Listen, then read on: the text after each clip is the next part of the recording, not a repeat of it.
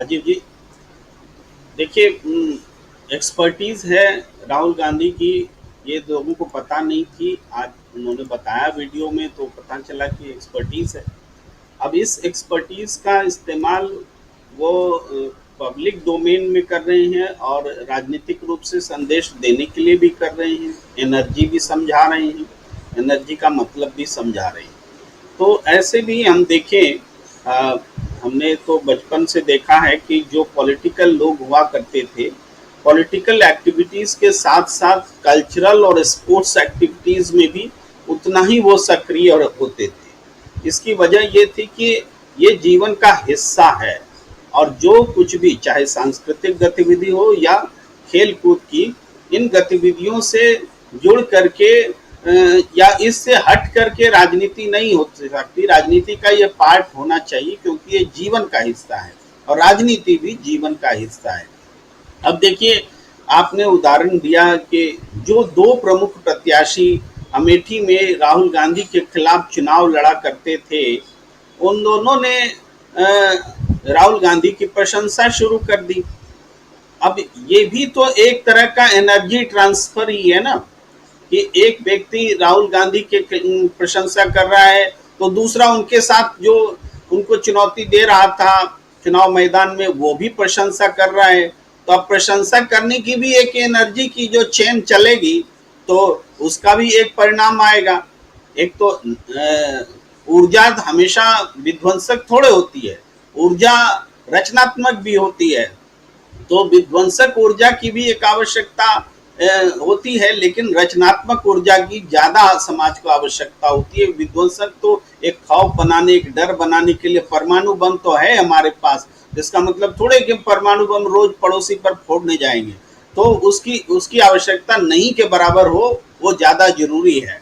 तो लेकिन राजनीति में हम देखें, जो डोजो उन्होंने कैंपेन शुरू किया है, तो इस कैंपेन के तहत वो देश भर में न सिर्फ खेल को लोकप्रिय बनाएंगे, बल्कि स्वयं में एक राजनीतिक व्यक्ति जब खेल के साथ सिंक होकर जनता के बीच पहुंचेगा, तो वो राजनीति भी वहां तक पहुंचेगी और वो जोड़ने की राजनीति, जैसे भारत जोड़ो यात्रा थी, तो ये डोजो यात्रा भी जोड़ो यात्रा ही है। आप इसको सर्कुलर फॉर्म में लिख दीजिए तो जोड़ो और डोजो में फर्क नहीं रह सकता। आप चार अक्षर बनाइए, JODO को, और सर्कुलर फॉर्म में लिख दीजिए, तो डोजो और जोड़ो में फर्क मिट जाता है। तो राहुल गांधी ने उसी तरीके से इस चीज को समझने, समझाने और बताने की कोशिश की है, और आने वाले समय में वो इस चीज को लेकर के आएंगे। पर इससे हट करके थोड़ी राजनीतिक चर्चा पर बात करें तो अभी चुनाव, चार राज्यों का चुनाव है, उत्तर प्रदेश का विधानसभा चुनाव है, और इन दोनों जगहों से वो नजर आने लगा है कि चुनाव है। अभी देखिए, हरियाणा में ईडी पहुंच गई है, छापेमारी होने लगी है, भाई जी। हुड्डा के भी घर में होने लगी है। तो इसका मतलब ये है कि भारतीय जनता पार्टी की राजनीति में बदलाव आने के संकेत नहीं मिल रहे हैं। इसके जी। बावजूद कि सुप्रीम कोर्ट ने ईडी को कह दिया है कि पीएमएलए में भी बेल और जेल में आपको, जेल आखिरी ऑप्शन चुनना होगा, बेल पहला ऑप्शन चुनना होगा। यानी पीएमएलए की ताकत के दम पर जो ईडी ताकतवर हुई थी, उस पर सुप्रीम कोर्ट ने विराम लगाया। फिर जी। भी इस ईडी का इस्तेमाल इस चुनाव में दिख रहा है, शुरू हो चुका है। और योगी आदित्यनाथ जो भाषा, सांप्रदायिक भाषा बोल रहे हैं, लगातार बोल रहे हैं, तो वो उत्तर प्रदेश में विधानसभा चुनाव की तैयारी कर रहे हैं। इसके अलावा अभी आपके यहाँ खबर भी चल रही है कि बीआरएस के दो राज्यसभा सदस्य इस्तीफा दे रहे हैं। जी। तो राज्यसभा में बहुमत पाने की जो उनकी कोशिश बीजेपी की रही है, वो उसके करीब पहुंच गए हैं। और तो यानी एक तैयारी भारतीय जनता पार्टी उन स्थितियों से कर रही है जो कि आपने बताया कि जैसे जेडीयू जेपीसी की में अपनी आवाज अपोजिशन के साथ बुलंद कर रही है, एनडीए में फूट है। तो लोकसभा में जब किसी तरीके से कमजोर है, राज्यसभा में थे ही नहीं, तो राज्यसभा में बीजेपी ने अपने आप को मजबूत भी किया है। यानी एक पैरेलल तैयारी बीजेपी चुनाव के भी मैदान में भी और चुनाव से बाहर भी कर रही है। और राहुल गांधी इसके पैरेलल जनता के बीच जा सकते हैं और जनता के बीच जाकर के खुद को मजबूत करने की तैयारी कर रहे हैं। यानी एक तरफ शासन तंत्र है, साम दाम दंड भेद है, खरीद फरोख्त की पॉलिटिक्स है, और दूसरी तरफ बस जोड़ो या डोजो, ये दोनों जो है कनेक्ट करने का ही नाम है, चाहे खेल के माध्यम से चाहे राजनीति के माध्यम से। ये विकल्प राहुल गांधी ने खुला रखा है। देखना है कि बाजुए कातिल में है, जो हमने सुना है हमेशा कि जोर कितना बाजुए कातिल में है, इस अंदाज में राहुल गांधी जो है सामने है। प्रेम कुमार जी, कैसे देखते हैं आप जातीय आधारित जनगणना? क्या एक वो नब्ज है जिसको राहुल गांधी ने पकड़ लिया है और यहां से नरेंद्र मोदी के लिए बहुत मुश्किल आने वाले समय में होने जा रहा है? शुक्रिया राजीव जी। देखिए, राहुल गांधी ने जो मुद्दा पकड़ा है, कंगना रनावत इसको कहती है शॉर्टकट। कंगना रनावत ने कहा कि राहुल गांधी सत्ता में आने के लिए शॉर्टकट अपना रहे हैं और वो इसी मुद्दे पर बोल रही है। आपको पता है कि जो कुछ भी उन्होंने बोला, बीजेपी उसको इंडोर्स नहीं कर रही है, नसीहत दे रही है, समझा रही है, लेकिन जातीय जनगणना पर बीजेपी को बोलने का मतलब कोई स्कोप नहीं बन रहा है। बोले न बोले, क्या करें, ये वो राजनीति है जिसमें कि उन्होंने एक लाइन का संदेश दिया है कि 90% लोगों को सत्ता से दूर रख करके, सत्ता के विभिन्न क्षेत्रों से दूर रख करके आप विश्व गुरु कैसे बन सकते हैं। ये एकदम वन लाइनर मैसेज है और यही इस जातीय जनगणना का मकसद है कि इसको करके एक पूरा एक्सरे सामने आए और ये पता तो चले कि इतने देर समय से आरक्षण दिया जा रहा है, आरक्षण देने को तो दे रहे हैं, लेकिन अब तो साबित हो रहा है ना उत्तर प्रदेश में भी ये आरक्षण लूट ले रहे हैं। कागज पे आरक्षण है लेकिन व्यवहार में आरक्षण लूट लिया जा रहा है, उसका लाभ नहीं मिल रहा है। तो इसका मतलब है कि जो व्यवस्था है उसको भी नकारा जा रहा है, तरह तरह से लैटरल एंट्री जैसे रास्तों से उसको नकारा जा रहा है। तो अब कैसे देश आगे बढ़ेगा? 90% को पीछे करके क्या देश आगे बढ़ेगा? वो कतई नहीं बढ़ सकता। वो केवल अंबानी, अडानी और कुछ लोग आगे बढ़ सकते हैं, देश आगे नहीं बढ़ सकता है।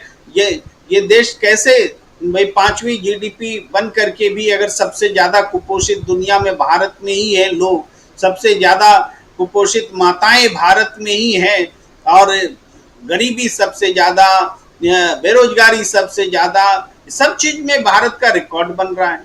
आज करप्शन में अभी फोर्ब्स की नई सूची आई है, एशिया में नंबर 1 भारत करप्शन में। एशिया में नंबर 1 का मतलब क्या है? बांग्लादेश, पाकिस्तान, नेपाल, सबसे ज्यादा करप्शन हमारे ही देश में है। ये छवि हमारे बाद में बन रही। तो राहुल गांधी जो नारा लेकर चले हैं, इस नारे में पार्टिसिपेशन खोज रहा है कि आम जनता अब ज्यादा दूर नहीं रह सकती ज्यादा समय तक, और इसके लिए जो सर्वेस भी आए हैं वो कहते हैं कि जातीय जनगणना के लिए 76% लोग आज राजी हैं।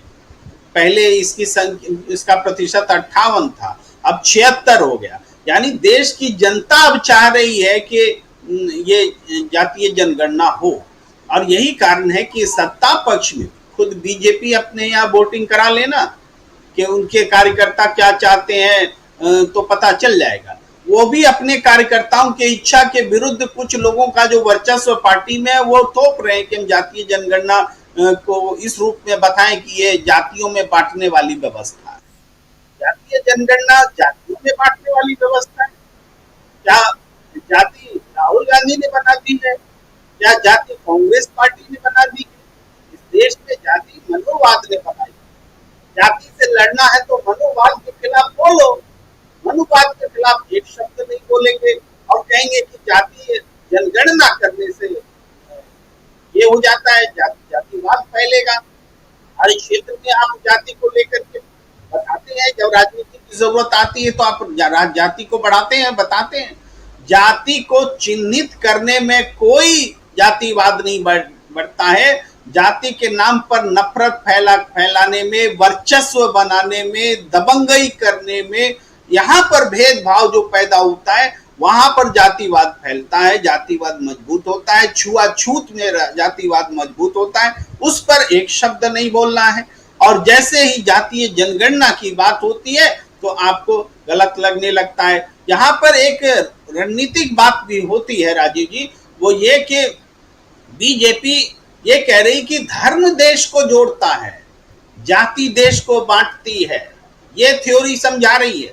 धर्म देश को जोड़ता है, अरे धर्म जोड़ता है तो जाति क्यों है?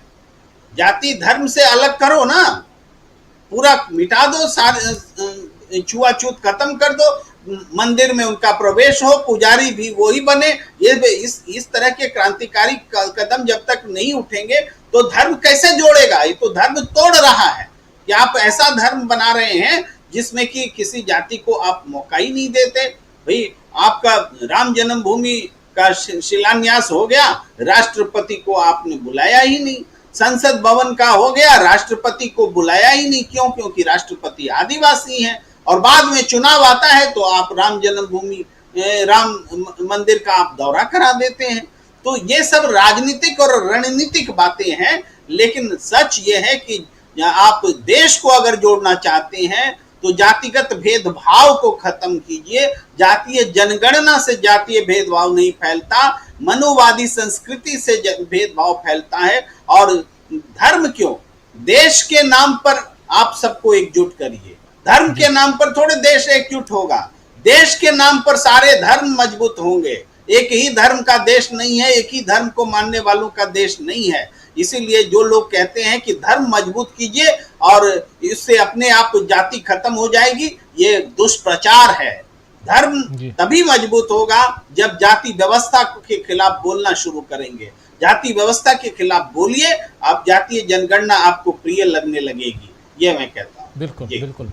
प्रशांत जी, क्या ये माना जाए कि राहुल गांधी ने फंसा कर, उलझा कर रख दिया है नरेंद्र मोदी